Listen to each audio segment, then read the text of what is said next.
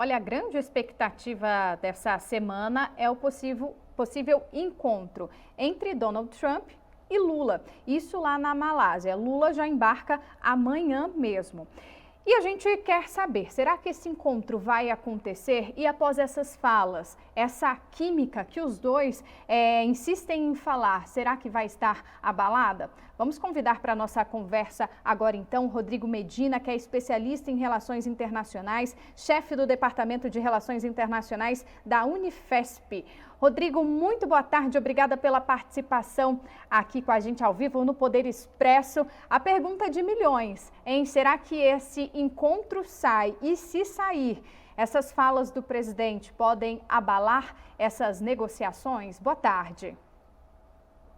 Boa tarde, Vitória. Boa tarde a todos que nos assistem. Bom, em primeiro lugar, é importante recordar que o presidente Lula não citou nominalmente Donald Trump.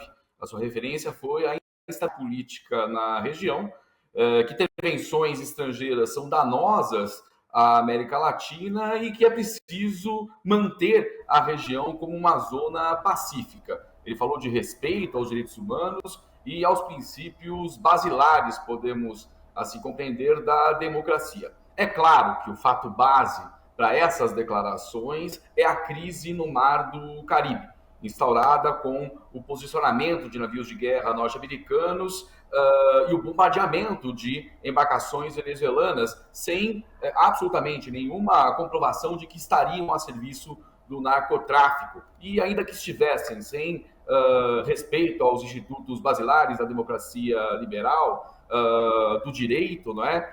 A saber, o devido processo legal, o contraditório, a ampla defesa. Some-se a isso a autorização recente de operações da CIA em solo venezuelano.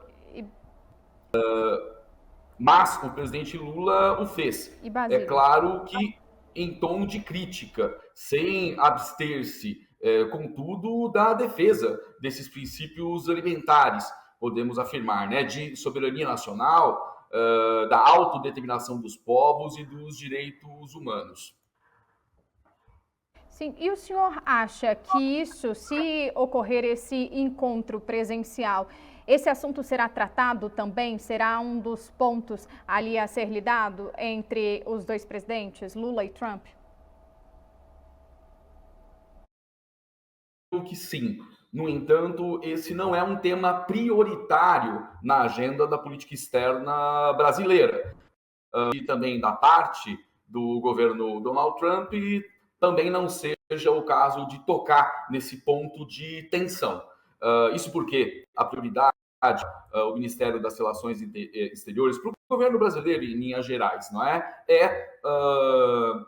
Superar os termos desta guerra tarifária movida pelos Estados Unidos, não só contra o Brasil, mas contra uma série de países, em que pese o fato de a diplomacia brasileira, né, toda a sua maquinaria negocial ter sido movida para encontrar alternativas, e elas estão sendo bastante exitosas. A guisa de exemplo foi dito aqui sobre a assinatura do tratado entre o Mercosul e a União Europeia. É importante que relações com um parceiro comercial de tão longa data e com tanta tradição de cooperação, que essas relações sejam restabelecidas. Então, acredito que essa sendo a prioridade, determinados pontos sensíveis sejam evitados por ambas as delegações. No entanto, diante do imponderável da realidade, não é?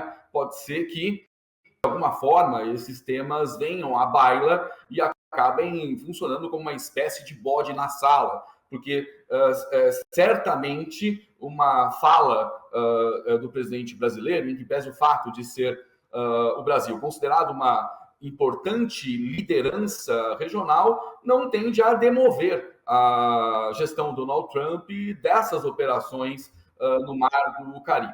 Né? Então, eu, se tiver que fazer uma aposta, aposto para a direção de que esses temas sejam evitados por ambos os lados.